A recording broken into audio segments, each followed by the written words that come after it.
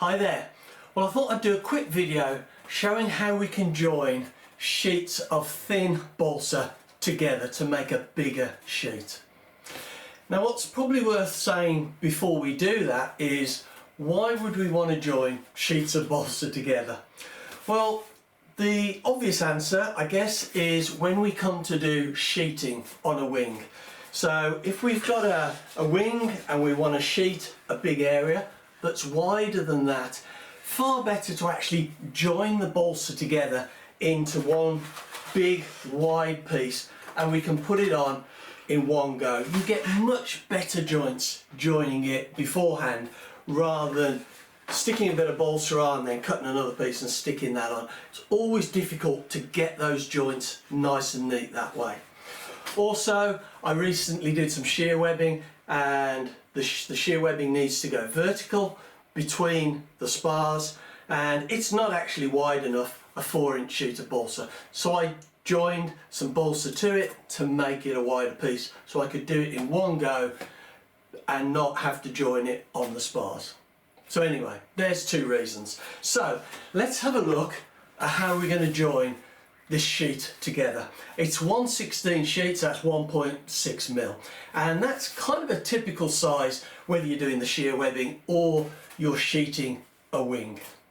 Right, well, I've got my two sheets of balsa 1/16 which I want to join together, and I've cut them slightly bigger than they need to be, and I'll trim them down to size once we've got them cut. Now, the first thing we need to do is trim the two mating edges that we're going to glue together, because balsa is often just slightly curved as it dries and how it's cut. You can see there's I don't know where that shows up, there's a little bit of a gap there where these edges are touching but not in the middle.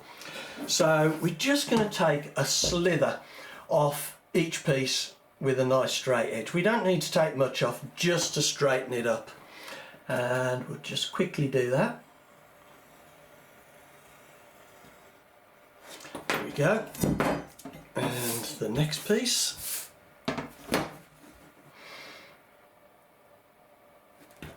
Right, nice sharp scalpel blade, get a good cut.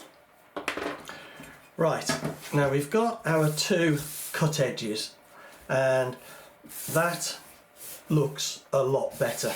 And what I would say is that these two sheets of balsa were actually cut from the same overall sheet, or these two pieces were cut from the same overall sheet, and so they're a nice size. There's no discrepancy between the size. If I get two random sheets of 1/16 balsa from my stock, I might find there's a little bit of variation, so it's always good if you can to use or to check that the balsa is the same size. You know, just even though it says 1/16, it might be marginally different. Now, what I'm going to do is I'm going to take some tape, just fold the end over a little bit so it's easier to come off, and I'm going to tape these two pieces of balsa together nice and tight. So I'm going to put it on that side, and I'm going to pull it and then stick it down, and now we'll see this lift up as we do that, which I think is a good sign because it shows that we're actually getting this nice and tight. Again, there, and pull it and stick it down. One more piece this end. This is Scotch Magic tape. I use quite a lot of this, I quite like it. So there, pull it together and it sticks up. Now what we're going to do is we are going to turn this over, and we are going to glue this side with CA. We just push it down with our fingers just to make sure that those mating surfaces are totally kind of square with each other, really, and that feels really nice now.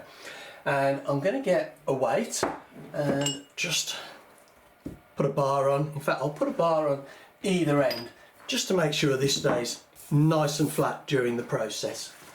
I've got a little bit of tissue, I've got some thin CA, and I've got some plastic which I need to slip under here. If not, the chances are we could be sticking this to the desk, to the bench, sorry, and it's never easy to get balsa that you've stuck to the bench off. So let's and sometimes I do forget to put a bit of plastic under, and it's a real pain. So there we go. We've got that on the plastic now. We've got it nice and flat, pulled together, and the tape is on the underside. And all we're going to do is we're going to run the CA along and wipe it off nice and quickly, the excess, and the CA will soak through. We only need to do it one side because it's only really thin balsa, and thin CA wicks really well. So we'll just put a line of CA along the joint, and now we'll just wipe off the excess and give it a little bit of a rub.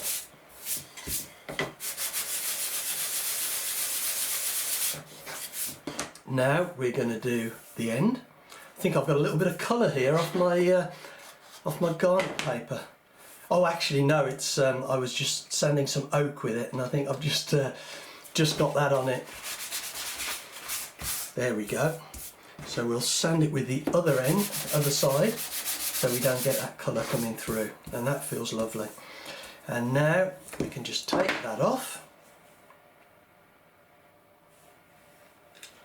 and give it a wipe again, and you're getting all of the excess off. There we go.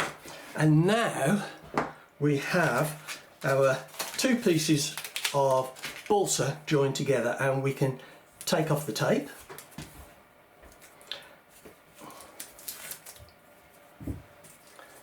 Like that. Oops, still got a little bit of tape on there, which will be hard to, there we go, just get the end up, and here.